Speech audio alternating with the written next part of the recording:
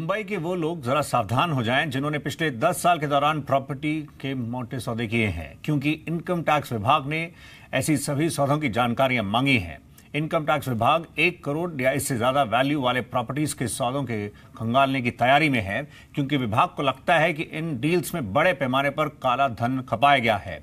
यानी ऐसे लोग अपने पैन कार्ड, प्रॉपर्टी रजिस्ट्रेशन के पेपर्स, बैंक डिटेल्स तैयार रखें, क्योंकि कभी भी आपके पास इनकम टैक्स विभाग का बुलावा आ सकता है और सभी कागजात मांगे जा सकते हैं। इनकम टैक्स विभाग का एक अंदाजा है कि पिछले 10 साल में 50 लाख ऐसे सौदे हुए हैं जिनकी वैल्यू 1 करोड़ या इससे ज्यादा है। मुंबई में बेनामी प्रॉपर्टी पर वार, आईटी विभाग का काले धन पर प्रहार, 1 करोड़ से ज्यादा की डील पर नजर।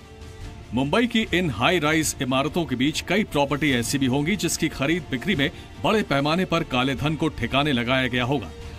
सरकार और सिस्टम की आंखों में धूल झोंकने के लिए कई बेनामी सौदे हुए होंगे, लेकिन अब मुंबई में बेनामी प्रॉपर्टी मालिकों के अच्छे दिन पूरे होने वाले हैं।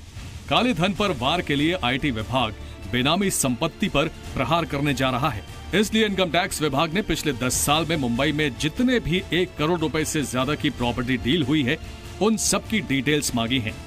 डिपार्टमेंट ने अपने तहत आने वाले सब रजिस्ट्रार और तहसीलदारों को चिट्ठी लिखी है, जिसमें अप्रैल 2007 से लेकर अप्रैल 2017 के बीच जितने भी रजिस्ट्रेशन हुए हैं, उनमें से 1 करोड़ या उससे ज्यादा की प्रॉपर्टी खरीद बिक्री का ब्यौरा तलब किया गया है।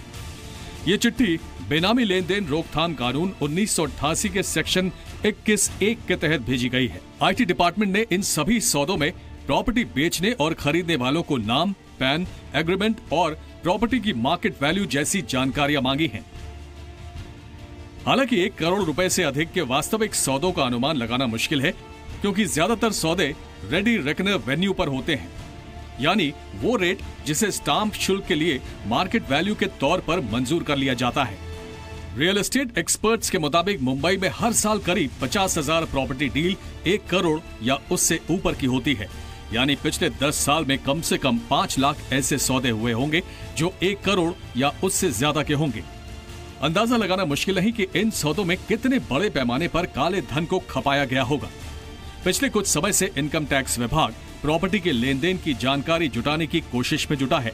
आईटी विभाग की कोशिश है कि पिछले 10 साल में मुंबई में जितने भी बेनामी सौदे हुए हैं, उन सब का पर्दाफाश किया जाए।